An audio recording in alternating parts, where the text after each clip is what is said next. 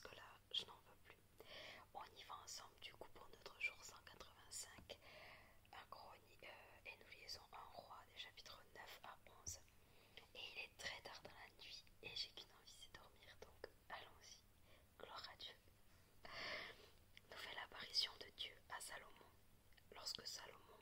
Ah, je suis sur un roi en plus. Ça m'a tellement fatigué cette histoire. Je ne couperai rien de cette vidéo, je vous préviens. Je vais pas l'exporter au montage, je vais rien faire. Je vais l'envoyer directement sur YouTube. Voilà. 2 Rois, chapitre 9.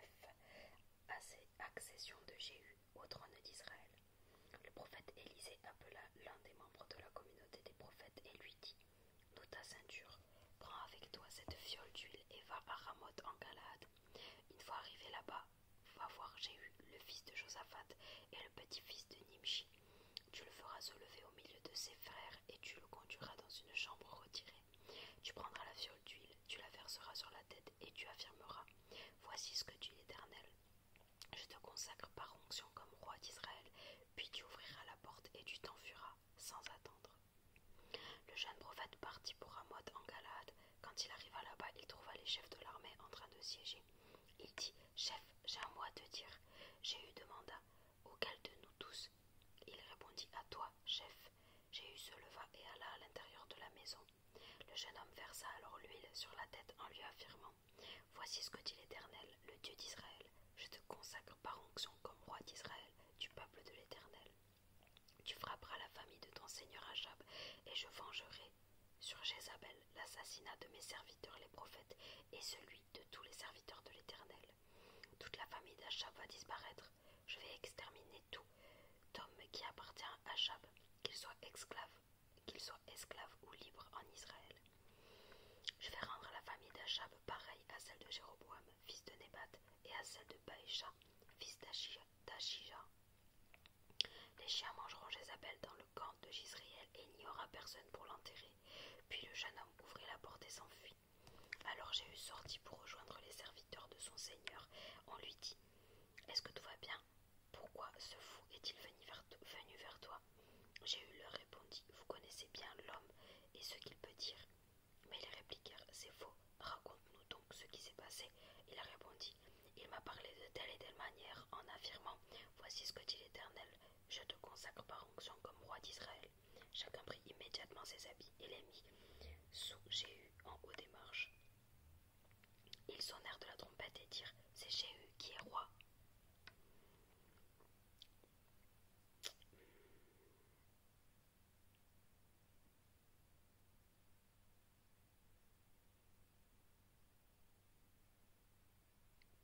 Ainsi, Jéhu, le fils de Josaphat et le petit-fils de Nimshi, forma une conspiration contre Joram, alors que celui-ci et tout Israël défendaient Ramoth en Galaad contre Hazaël, le roi de Syrie. Toutefois, le roi Joram était reparti pour se faire soigner à Jisraël des blessures que les Syriens lui avaient infligées lorsqu'il se battait contre Hazaël, le roi de Syrie. Jéhu dit: Si vous le voulez bien, personne ne pourra s'échapper de la ville pour aller porter cette nouvelle à Jisraël. Puis Jéhu monta sur son char et partit pour Jisraël par Joram, car Joram y était alité et Achazia, le roi de Juda, y était descendu pour le voir. La sentinelle postée sur la tour de Jisraël vit venir la troupe de Jéhu et annonça: Je vois une troupe. Joram dit: Prends un cavalier et envoie-le à leur rencontre pour demander si tout va bien. Le cavalier alla à la rencontre de Jéhu et demanda: Voici ce que dit le roi. Est-ce que tout va bien? Jéhu répondit: Quelle importance pour toi? Passe derrière moi. La sentinelle annonça: Le messager est allé jusqu'à eux, mais il ne revient pas. Joram envoya un second cavalier qui arriva vers eux et dit: Voici ce que dit le roi. Est-ce que tout va bien? Jéhu répondit: Quelle importance pour toi? Passe derrière moi. La sentinelle annonça: Il est allé jusqu'à eux, mais il ne revient pas.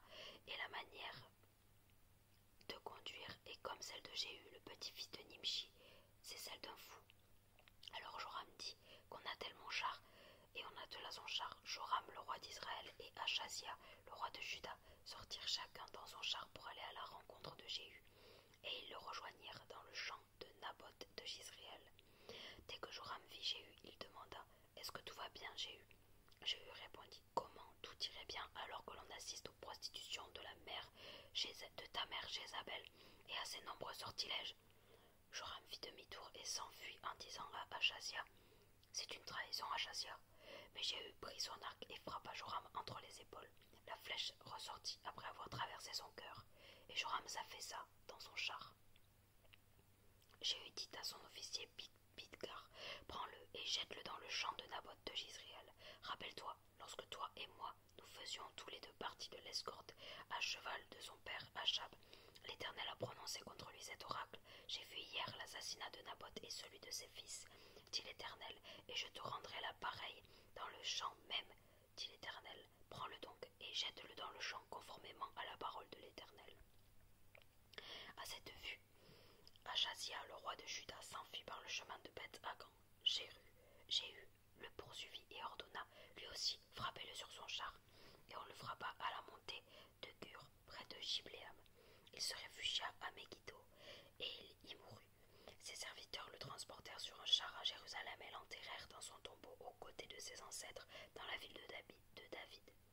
Achazia était devenu roi de Juda la 11e année du règne de Joram, fils d'Achab. Jéhu entra dans Jizréel. Quand Jézabel l'apprit, elle se maquilla les yeux, s'embellit la tête et regarda par la fenêtre. Alors que Jéhu franchissait la porte, elle dit: Tout va bien, espèce de Zimri, assassin de ton Seigneur. Il leva le visage vers la fenêtre et dit: Qui est avec moi? Qui? 2 ou 3 eunuques le regardèrent en s'approchant de la fenêtre. Il dit: Jetez-la en bas. Ils la jetèrent et son sang éclaboussa la muraille et les chevaux. Jéhu la piétina. Puis il entra dans le palais, mangea et but avant de dire: Allez voir cette maudite, enterrez-la, car c'est la fille du roi. On partit pour l'enterrer, mais on ne trouva d'elle que le crâne, les pieds et les paumes de main. On retourna l'annoncer à Jéhu qui dit: C'est ce que l'Éternel avait déclaré par l'intermédiaire de son serviteur Élie à Tishbite. Quand il l'a dit, les chiens mangeront la chair de Jézabel dans le champ de Jizréel, et le cadavre de Jézabel sera pareil à du fumier qu'on étale sur les champs dans le champ de Jizréel, de sorte qu'on sera incapable de dire que c'est Jézabel. 10. Il y avait à Samarie 70 fils d'Achab. Jéhu écrivit les lettres qu'il envoya à Samarie aux chefs de Jizréel, aux anciens et aux responsables des enfants d'Achab. Il leur disait: Maintenant que cette lettre vous est parvenue, puisque vous avez avec vous les fils de votre Seigneur, ainsi que les chars et les chevaux, une ville fortifiée et des armes, voyez lequel des fils de votre Seigneur est le meilleur et convient le mieux. Mettez-le sur le trône de son père et combattez pour la famille de votre Seigneur. Ils eurent très peur et dirent: 2 rois ont été incapables de lui résister, comment pourrions-nous résister, nous? Le chef du palais, le chef de la ville, les anciens et les responsables des enfants d'Achab envoyèrent dire à Jéhu: Nous sommes des serviteurs et nous ferons tout ce que tu nous diras. Nous ne proclamons personne roi, mais nous, fais ce qui te semble bon. Jéhu leur écrivit une seconde lettre où il disait: Si vous êtes avec moi et si vous êtes prêts à m'obéir, prenez les têtes des fils de votre Seigneur et venez me trouver demain à la même heure à Jizréel. Or les 70 fils du roi se trouvaient avec les grands de la ville qui les élevaient. Quand la terre leur fut parvenue, ils prirent les fils du roi et ils égorgèrent les 70 hommes. Puis ils mirent leurs têtes dans les corbeilles et les envoyèrent à Jéhu. Jizréel le messager vint lui annoncer: On a apporté les têtes des fils du roi. Jéhu dit: Répartissez-les en 2 tas à l'entrée de la ville et qu'ils y restent jusqu'au matin. Le matin, il sortit, se tint devant tout le peuple et dit: Vous êtes juste en ce qui me concerne, j'ai conspiré contre mon Seigneur et je l'ai tué. Mais qui a frappé tout ceci? Sachez donc que rien dans la parole de l'Éternel à prononcer contre la famille d'Achab ne restera sans effet. L'Éternel accomplit ce qu'il a déclaré par l'intermédiaire de son serviteur Élie. Et Jéhu tua tous ceux qui restaient de la famille d'Achab à Jizréel, ainsi que tous ses grands, ses proches et ses prêtres, sans laisser un seul survivant. Puis il se leva et partit pour Samarie. À Beth-Eked Aroïm, sur le chemin, Jéhu rencontra les frères d'Achazia, le roi de Juda, et il demanda: Qui êtes-vous? Ils répondirent: Nous sommes les frères d'Achazia, et nous descendons pour saluer le fils du roi et la reine. Jéhu dit: Prenez les vivants. On les prit vivants et on les égorgea à la citerne de Beth-Eked. Ils étaient 42.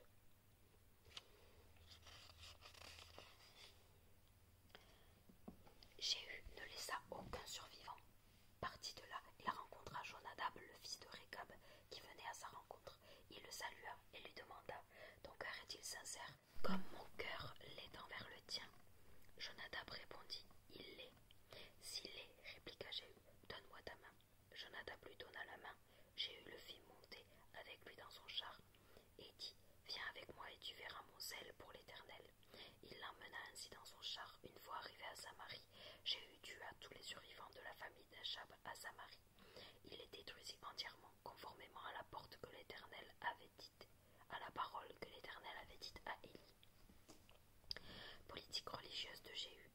Puis Jéhu rassembla tout le peuple et il leur dit: Achab a un peu servi Baal, Jéhu le servira beaucoup.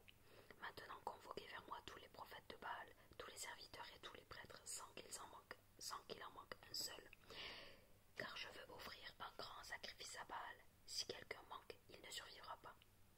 Jéhu agissait de cette manière par ruse pour exterminer les serviteurs de Baal. Il dit: proclamez une fête en l'honneur de Baal, et on la proclama. Il envoya les messagers dans tout Israël, et tous les serviteurs de Baal arrivèrent sans aucune exception. Ils entrèrent dans le temple de Baal, et celui-ci fut rempli d'un bout à l'autre. Jéhu dit à celui qui avait la garde du vestiaire: sors des habits pour tous les serviteurs de Baal. C'est ce que fit cet homme. Alors Jéhu vint au temple de Baal avec Jonadab, fils de Récab, et il dit aux serviteurs de Baal: assurez-vous qu'il n'y ait ici aucun des serviteurs de l'Éternel, mais seulement des serviteurs de Baal. Ils entrèrent pour offrir des sacrifices et des holocaustes. Or Jéhu avait placé dehors 80 hommes, en leur disant: si l'un de vous laisse échapper un seul des hommes dont je vous confie la responsabilité, il mourra à sa place. Lorsqu'on eut fini d'offrir les holocaustes, Jéhu dit aux gardes et aux officiers: entrez, frappez-les, que pas un ne sorte vivant. Et ils les frappèrent du tranchant de l'épée. Les gardes et les officiers jetèrent les corps, puis revinrent jusqu'à la ville où se trouvait le temple de Baal. Ils sortirent les statues du temple et les brûlèrent. Ils renversèrent la statue de Baal. Ils démolirent aussi son temple et en firent des toilettes publiques qui ont subsisté jusqu'à aujourd'hui. Jéhu fit disparaître Baal du milieu d'Israël, mais il ne détourna pas les péchés de Jéroboam, fils de Nébat, qui avait fait pécher Israël. Il n'abandonna pas les veaux d'or qui se trouvaient à Bethel et à Dan. L'Éternel dit à Jéhu: parce que tu as bien agi en accomplissant ce qui était droit à mes yeux, et parce que tu as fait à la famille d'Achab tout ce qui était conforme à ma volonté, tes descendants jusqu'à la 4e génération seront assis sur le trône d'Israël. Toutefois Jéhu ne veilla pas à marcher de tout son cœur, suivant la loi de l'Éternel, le Dieu d'Israël. Il ne se détourna pas des péchés de Jéroboam, et que Jéroboam avait fait commettre à Israël. À cette époque-là, l'Éternel commença à diminuer le territoire des Israélites, et Hazaël les bâtit sur toute la frontière d'Israël. Depuis le Jourdain et en direction du soleil levant, il conquit tout le pays de Galaad, celui des Gadites, des Rubénites et des Manassites, depuis Aroër, qui se trouve sur le torrent de l'Arnon, jusqu'à Galaad et au Basan. Le reste des actes de Jéhu, tout ce qu'il a accompli et tous ses exploits, cela est écrit dans les annales des rois d'Israël. Jéhu se coucha avec ses ancêtres et on l'enterra à Samarie. Son fils Joachad devint roi à sa place.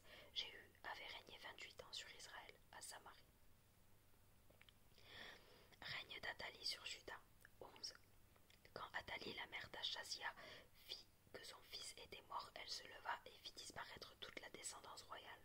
Cependant, Josheba, fille du roi Joram et sœur d'Achazia, prit Joas, le fils d'Achazia, et l'enleva du groupe des fils du roi quand on les fit mourir.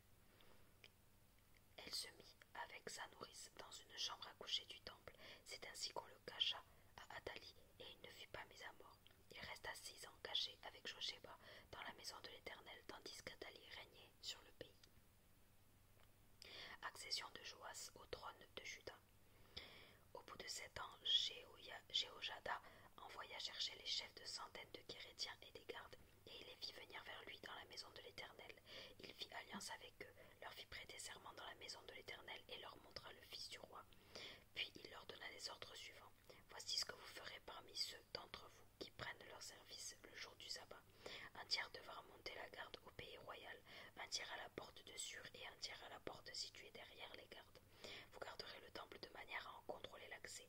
Vos 2 autres visions, c'est-à-dire tous ceux qui sortent de service le jour du sabbat, monteront la garde à la maison de l'Éternel vers le roi. Vous entourerez le roi de tous les côtés, chacun des armes à la main, et l'on donnera la mort à toute personne qui voudra forcer les rangs. Vous serez près du roi dans toutes les allées et venues. Les chefs de centaines suivirent tous les ordres qu'avait donné le prêtre Jéhojada.